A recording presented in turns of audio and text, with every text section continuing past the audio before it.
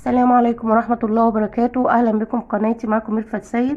إن شاء الله النهاردة هنعمل مع بعض الغرزة دي.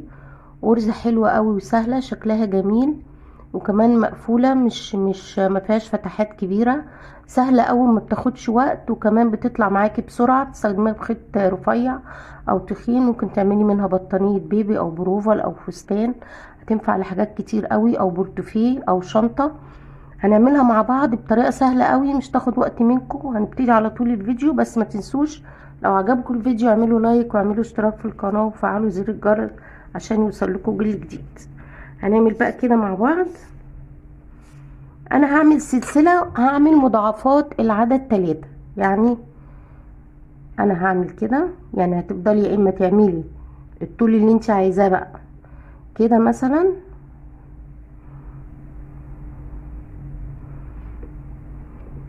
واحد اتنين تلاتة، وترجعي واحد اتنين تلاتة على طول كده. يا اما هتعملي عدد يكون بيقبل القسمة على 3، 1 2 3، 1 2 3.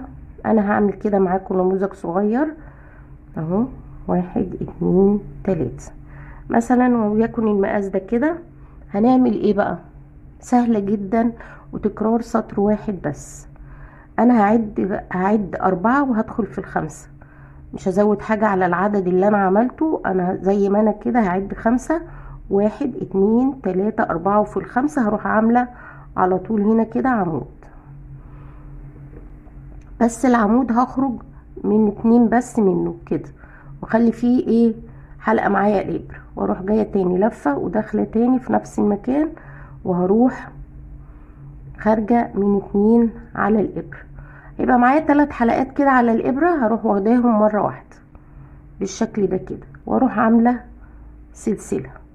بعد ما اعمل السلسلة، بعد ما قفلتهم هعمل سلسلة، اروح داخلة في نفس المكان بردك، واروح طالعة كده. هخرج من الحلقتين واسيب حلقة منهم على الابرة، وانزل تاني اخرج من حلقتين، ابص الاقي معايا 3 على الابرة، هخرج منهم كلهم. بس مش هاخد سلسلة على طول زي ما انا كده. اروح واخدة لفة وهعد بقى واحد. انا هنا اهو هعد 1 2، في التالتة هروح داخلة وهعمل هكرر نفس الحكاية اهو كده. هروح خارجة من حلقتين بس اهو، واروح داخلة تاني في نفس المكان، وخارجة من حلقتين بس، واروح قافلاهم مع بعض. بعد ما اقفلهم هروح واخدة سلسلة وانزل في نفس المكان تاني، اعمل نفس الحكاية اهو. عمود، اخرج من حلقتين وارجع اعمل عمود تاني، واخرج من حلقتين واقفلهم. هيبقى بالشكل ده كده. بصوا هيبقى المنظر معايا كده. هكرر بقى لحد الاخر. انا زي ما انا هنا كده ما باخدش اي حاجة. انا لما بخلص الاتنين اللي في الاخر بقفلهم بس، ما باخدش سلسلة، بروح لفة لفة على طول واعد. انا هنا اهو اللي بعدها اهي 1 2، التالتة اهي. هروح نازلة وعاملة فيها العمود، وهخرج من حلقتين بس. هاجي انزل تاني وهخرج من حلقتين بس، وبعدين اروح خارجه منهم كلهم مره واحده. انا هي دول اول عمودين بعملهم في الحلقه، ولسه هعمل في نفس المكان عمودين تاني، فاخد السلسله بقى اهو. هدخل هنا، هنزل كده كده، واروح خارجه من حلقتين، واروح نازله تاني، وهخرج من حلقتين. كل مرة بيبقى معايا 3 على الإبرة، هخرج منهم كلهم مرة واحدة. أنا رايحة المكان تاني وهعد، يبقى أنا مش هاخد السلسلة اللي باخدها. 1 2 3، خد لفة وادخل في نفس المكان كده، واروح عاملة نفس الحكاية اهو، واروح نازلة تاني،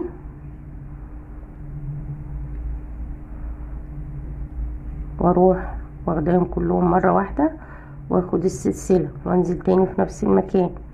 العمود عادي خالص، عمود بلفة واحدة بس، بقفله مرة واحدة بس، بخرج من حلقتين وارجع كمان مرة اهو.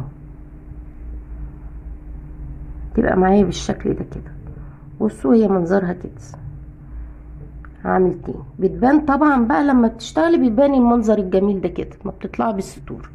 نعمل اهو كده، نكمل مع بعض اهو، 1 2 في التالتة هروح داخلة وعاملة، اخرج من لفتين وارجع تاني واخرج من لفتين واروح واخداهم كلهم اللي على الابرة واعمل سلسلة واروح نازلة في نفس المكان تاني اهو. يبقى انا بنزل في المكان مرتين اهو، كل مرة بعمل عمودين وبقفلهم مع بعض اهو، هيبقى الشكل كده. هعد برضو تاني 1 2، بس انا المرة دي بقى هعد بقى 1 2 3. هعمل دي كمان اهي اهو،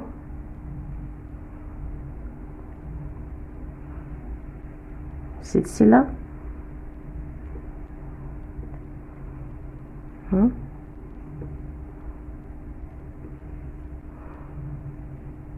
هخرج منهم على طول. بعد كده بقى انا هنا كان في عمود هنا ورحت عامله الغرزه برضو، هنا هختم بعمود، بس انا هعمل حلقتين بس، هعد 2 بس، اخد لفه على طول واعد 2 1 2، وفي الاخيره هروح عامله غرزه عمود بس اهو. هتبقى بالشكل ده كده معايا.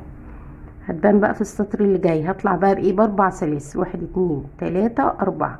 هعمل ايه بقى في السطر اللي جاي، هلف الشغل كده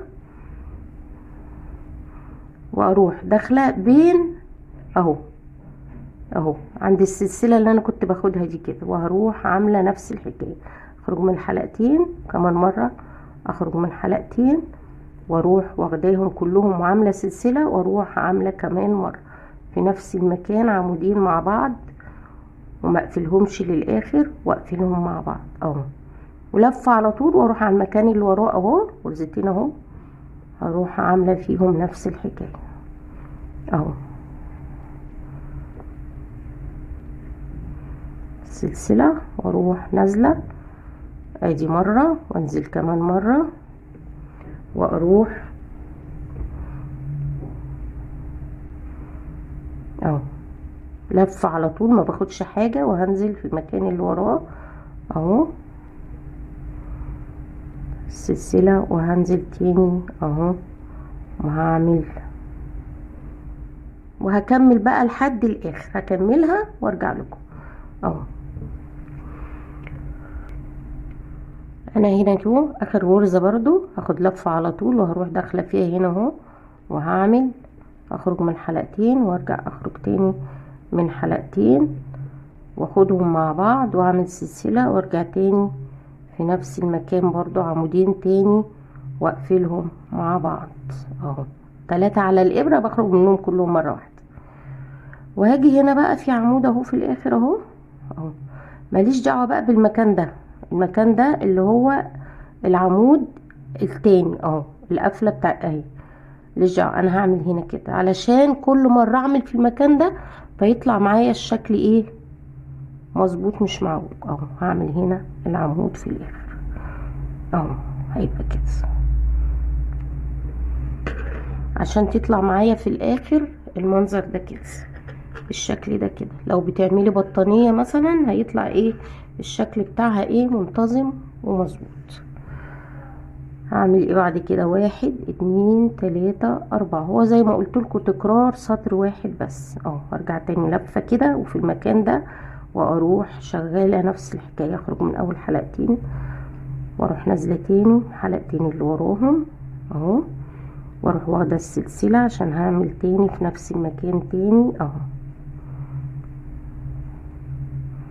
4 سلسلة اللي باخدهم دول اكني اللي هم ايه، اكني عملت عمود فوق العمود اللي هو ده، وبروح لفة على طول وداخلة في الغرزة وعاملة زيها بالظبط. وهتمشي بقى كلها بالطريقة دي كده. بصوا شكلها جميل جدا وكمان سهلة قوي، تعملي بيها افكار كتير قوي، يعني فستان لطفلة الديل مثلا بتاعها، او مثلا بروفر، او تعملي بلوزة او جاكيت، وهتبقى جميلة جدا. وكمان بصوا حلوة قوي، ضغط برنسس، شكلها جميل جدا، هتعجبكم. كمان سهلة للمبتدئين، الناس اللي لسه بتبتدي في الكروشيه حلوة ليها قوي، ما فيهاش اي عد ولا اي حاجة. يا رب تكون عجبتكم، واشوفكم فيديو جديد. ما تنسوش تصلوا على النبي في التعليقات، والسلام عليكم ورحمة الله وبركاته.